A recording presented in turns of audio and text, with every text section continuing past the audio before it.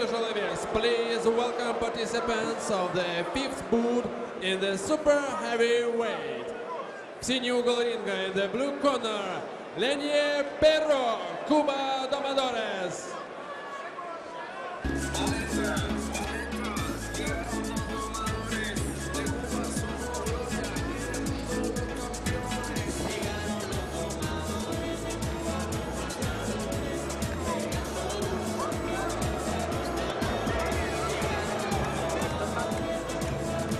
Well, here comes Leinier Eunice Perot.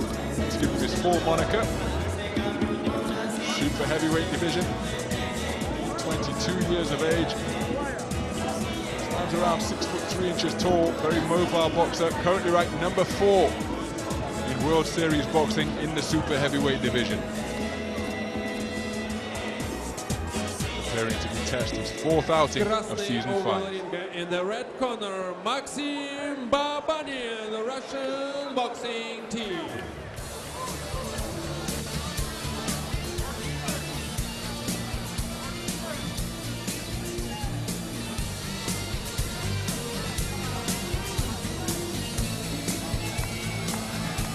Hugely experienced figure of Maxim BABANIN, 26 years of age now.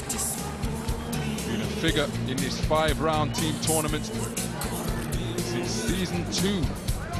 He's featured in the Russian team in its various guises since that time. 8 fights of experience he's got to this point in his career.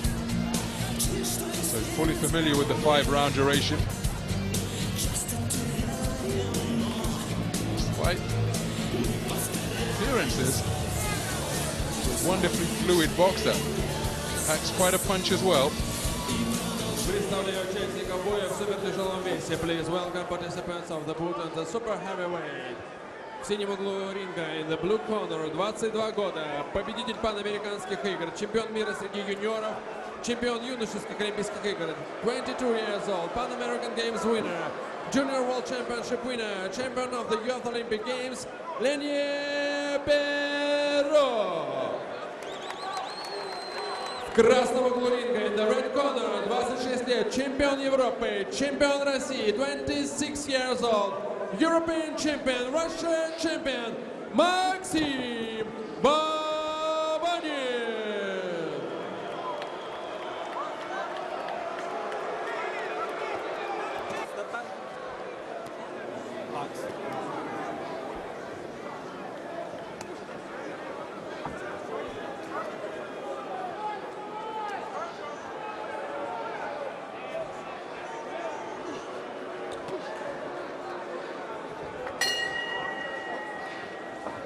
So the opening bell sounds in the final contest of this Week 10 matchup between the Cuba Domadores and the home team Russian boxing team.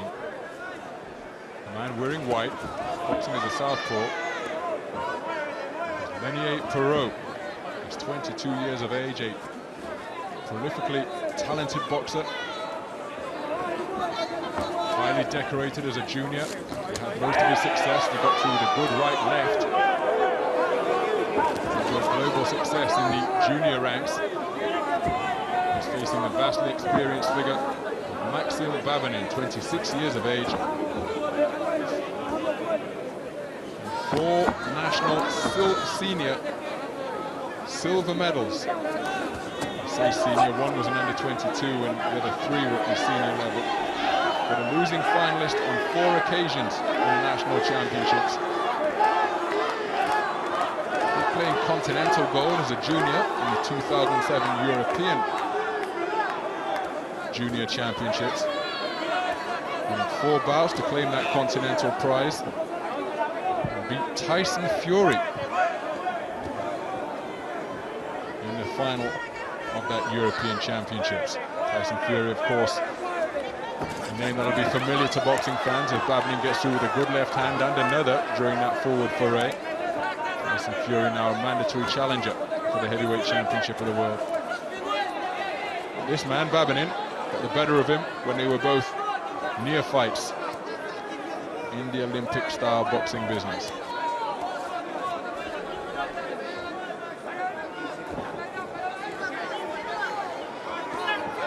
has enjoyed prolific junior success as well.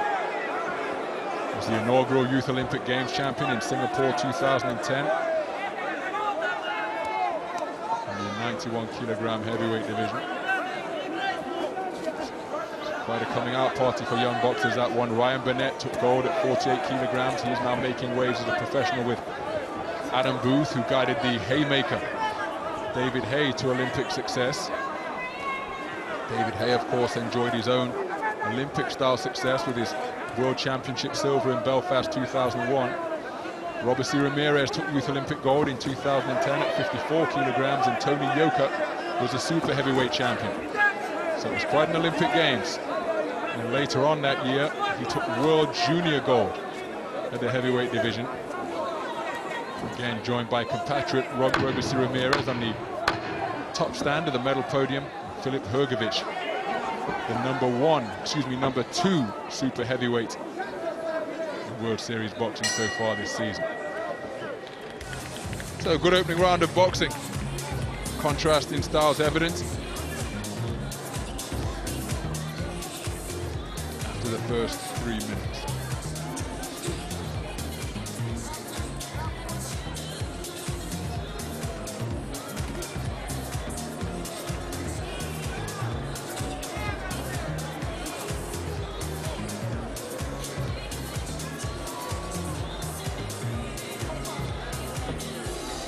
So Leinier Perreault taking that opening round for all 3 of the judges. Under a 10-point must system in effect. 5 judges are ringside. 3 of them are selected before the opening bell of each bout without their knowledge. And those are the scores that will be used to determine the outcome of the round and indeed the contest, if it goes the full 5-round distance.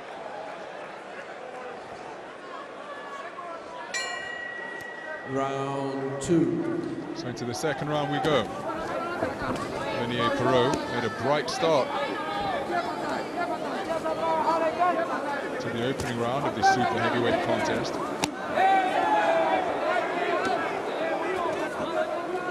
His second season in World Series boxing, although he didn't actually compete in the ring last year, as he was scheduled to compete against Russia. But the bout wasn't necessary. Good right hand from Babanin, as Perreault was enjoying some success. So he got his World Series boxing campaign underway this year. Victorious in week 2 and week 4. Unanimous victories over men from the Algerian and then Chinese boxing teams. And then ran into Joe Joyce, the British Lionheart, undefeated so far in his season 5 campaign. It was Joyce who prevailed on Cuban soil with a split decision victory over Leinier Perreault. It was the first loss on home soil in Cuban 5, in season 5. The Cubans have taken away the Russians' perfect record on home soil during the course of this contest. Good left hand to the body from Perreault, reciprocated in kind with a right hand to the solar plexus from Babanin. Babanin just looking to clinch. That body shot hurt him a little bit. What a right hand from Babanin, right through the guard as Perreault was punching.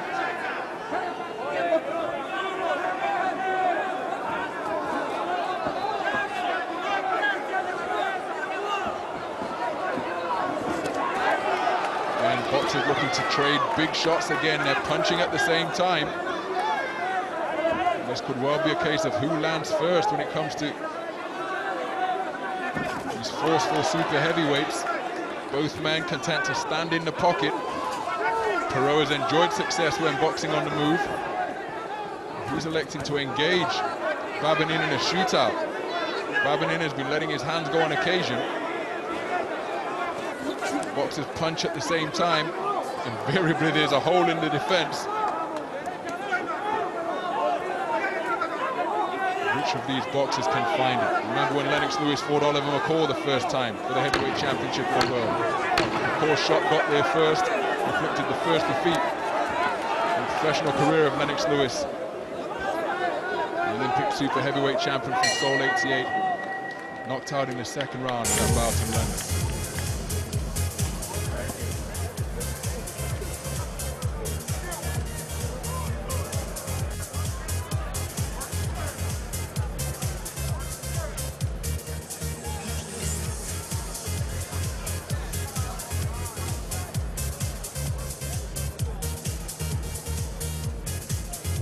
Success through the guard of Perot from BABANIN, and over the top of it as well. Really accurate punching. Uppercuts through the middle, and then when the hands dropped, straight shot success, just like that as well. So BABANIN, effective during that round. Takes a share of it, but it's the minority share. Seconds out.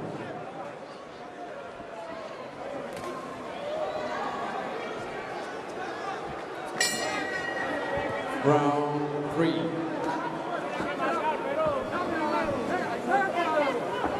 Competitive encounter, this one, between an orthodox boxer in BABANIN and a southpaw in Perot. And BABANIN is the one who was just coming on strong. He took a share of the second round. But when Perot presents a stationary target, as he does now, that brings BABANIN back into the contest.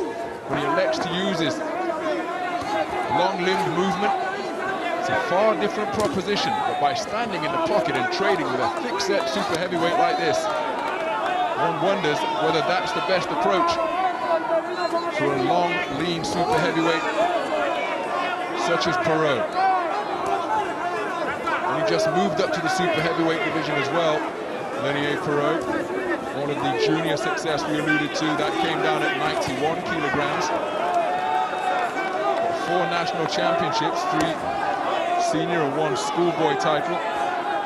2 of those senior titles came at 91, and the most recent one in 2014, so he's the reigning champion. That came at super heavyweight.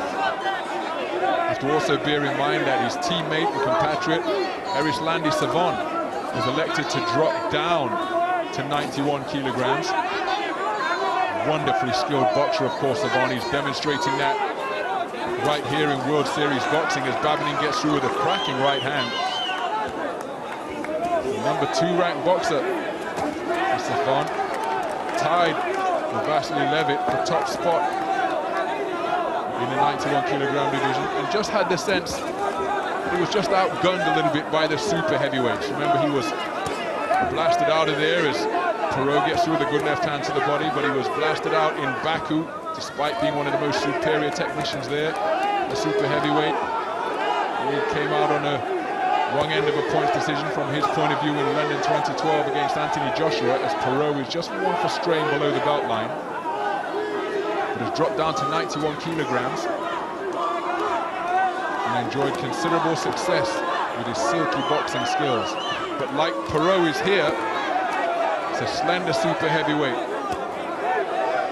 but he comes with all those traditions of silky Cuban boxing skills in a division where they haven't really enjoyed global success commensurate with the other ranks.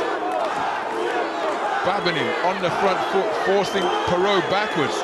And remember, there is plenty to fight for here, because if Russia can prevail in this contest, they get themselves a bonus point by losing by a scoreline of 3 bouts to 2 rather than 4-1.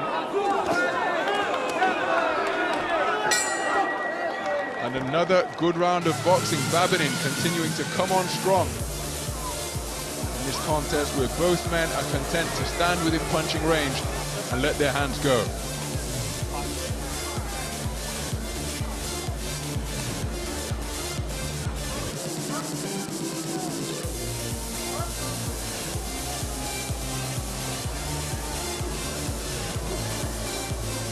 Appeared to be feeling the pace as he sat there on his corner stool, heads bashing together.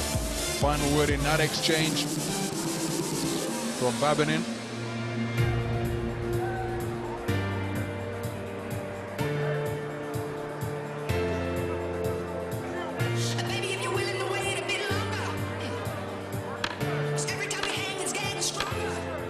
Seconds out.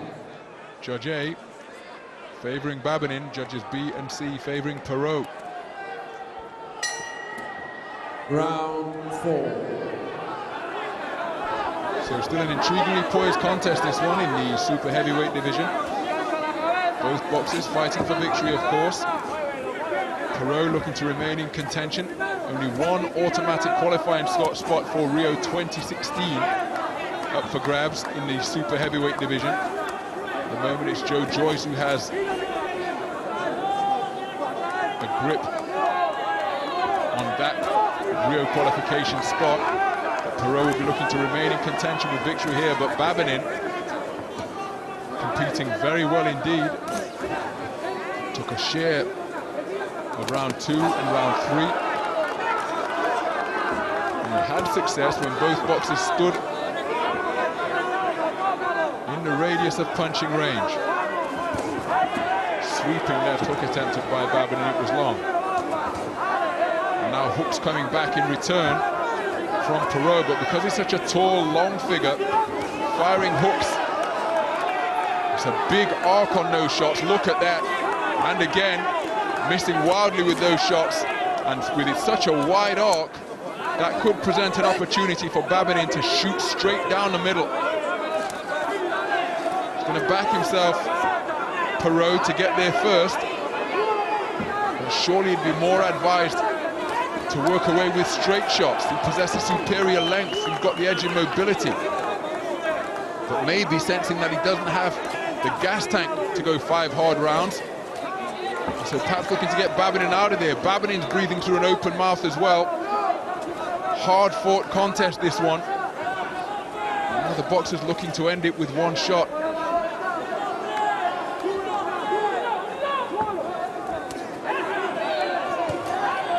Babanin a little less active in this 4th round to this point. But fatigue becoming an increasing factor in this contest now. Good left hand to the body from Perot. And fatigue in sports in general and boxing in particular, well, that can lead to mistakes. And when you're talking about super heavyweights, they can be decisive mistakes. Good left hand from Perot.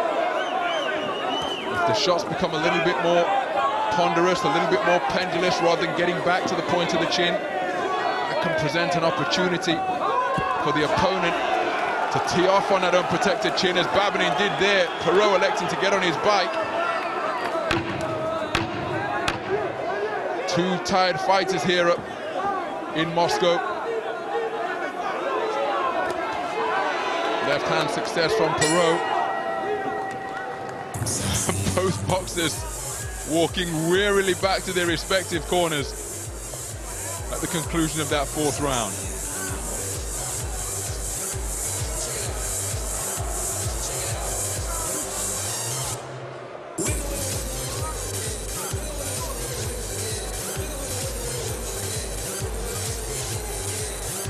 Heads crashing together.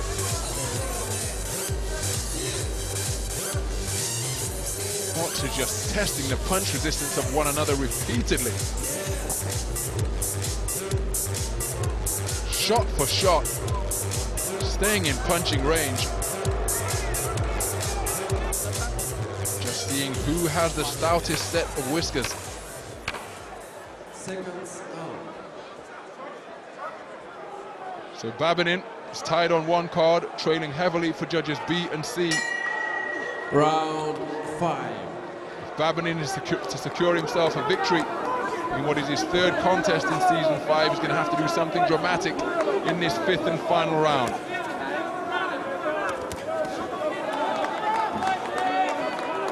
And Perot boxers like this, it makes it a difficult proposition for Babanin, because he forces Babanin to commit and get on the front foot in pursuit of his man.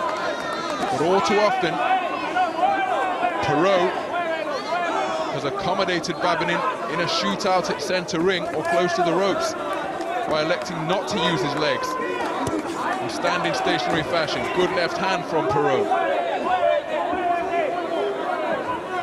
And has the Cuban boxer found a second wind? because both boxers appeared desperately tired during the 4th round, but Perot looks altogether fresher here in the 5th and final round.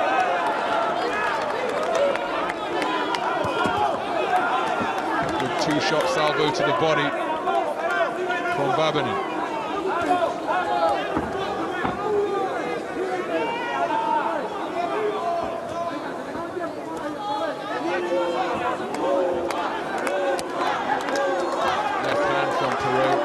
Babanin on his shoulder. Snuck a straight shot down the middle of Babanin's guard. Babanin doesn't appear to have the energy to mount a sustained pursuit behind his trusty left jab. And the clock is Perot's friend in this instance. He's leading by 4 rounds for judges B and C. Judge A has it tied up at 2 rounds apiece after 4 completed rounds.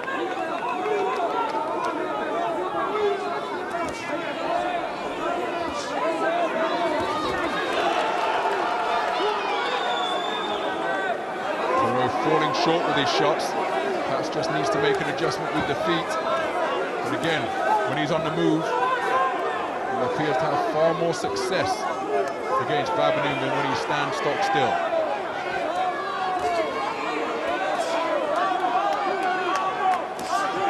Good right-left from Perot. Most basic combination in the book, but it was very effective from the Cuban. Changed his feet around momentarily there. Now presenting a rather square target, swaying from the waist, Perot, but Babanin couldn't take advantage of the larger target area being proffered.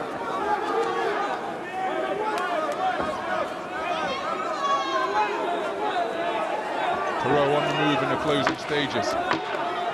Sharp shooting straights being popped out. Beautiful right-left combination. Jolts the mouthpiece out of Babanin's mouth. Perot retreats to a neutral corner. That will be rinsed and reinserted. Wonderful closing stages from this man who has found a second wind to produce a fresh performance full of vitality in the 5th and final round. And for my money, that's enough to see him over the line. Wonderful performance. And if it does go in favor of Leinier Perot, which I'm convinced that it will, well, that will mean a 4-1 victory in favor of the Cuba Domadores, and so no possibility of a bonus point for the home team.